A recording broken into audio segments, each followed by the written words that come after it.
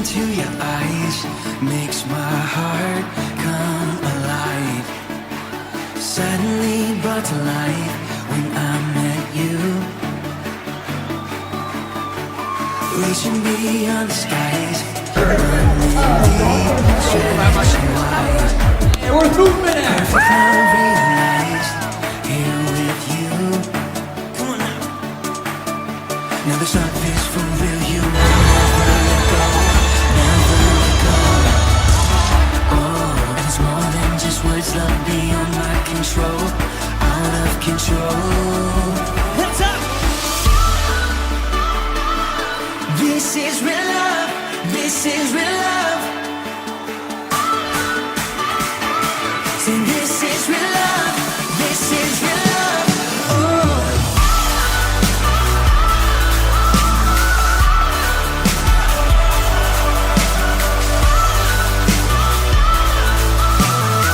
Come on, let's say you're pulling me closer and closer, holding my heart to the very end. Jesus, I'm found in your freedom. This is real love. This is real love. In your heart, I am found. I want you. I want you. You won't let me down. You got me. You got me. No time is for good. You will never let go. Never let go. Oh, and it's more than just words. Love beyond my control. Out of control. You're pulling me closer and closer, holding my heart to the very end. Jesus, I'm found in your freedom. This is real love. This is real love.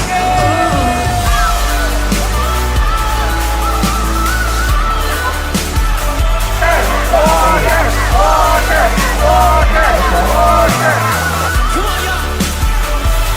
You're pulling me closer and closer, holding my heart to the very end. Jesus, I'm found in your freedom. So this is real love. This is real love. Oh.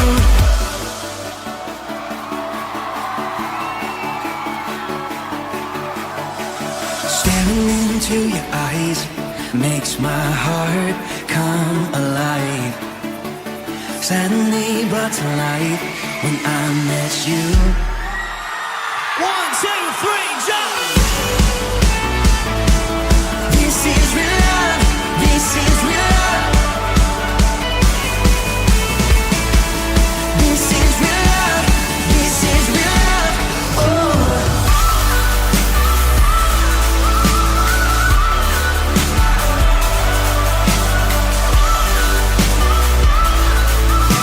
One more time, we say you're pulling me closer and closer, holding my heart to the very end. Jesus, I'm found in your freedom. This is real love. This is real love. This is real love.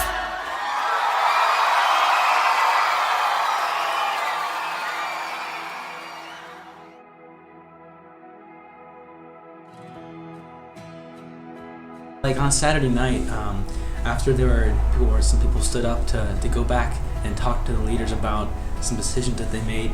It was really cool being able to share my own story, and then also some of the other kids there, my friends who I have known for a while now, like sharing what they learned and why they made the decisions they did. And then also I got to see a lot of the leaders step up as both leaders and as friends to the students, which I think was so cool, because that meant that there are people they could talk to, people they could confide in and learn from. So I like seeing and experiencing all of the faith on Saturday night, I think.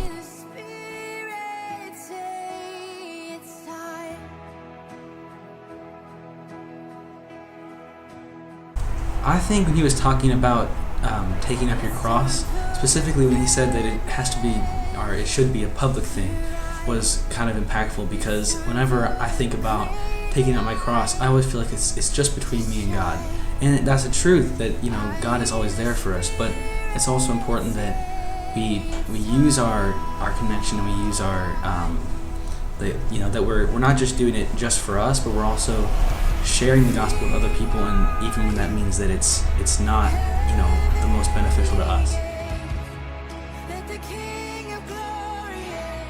I remember thinking about when he was talking about being a casual Christian. The things he said sounded a lot like what I did, kind of getting to this habit of reading my Bible but not really paying attention to it, or going to church and maybe even serving but not really doing it with purpose, just kind of doing it because it's what we do as a family. And so I was thinking, that really sounds a lot like me. And they talked about, taking up your cross, and I was thinking about all the things he said, and I was like, that really doesn't sound like what I do.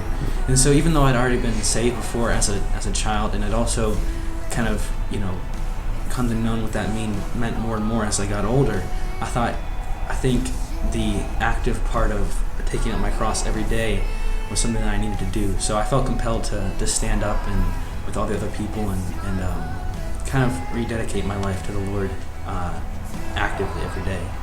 Even though friendship is an important and powerful thing, I think that taking the time to tell people the truth of the gospel, which is invaluable, is more important than being liked publicly or having a friend, And so I think for me that's going to look more like maybe including that in conversations and in what I do, and hopefully reflecting Christ, not trying to force people to be disciples, but planting those mustard seeds that can grow into a wonderful faith.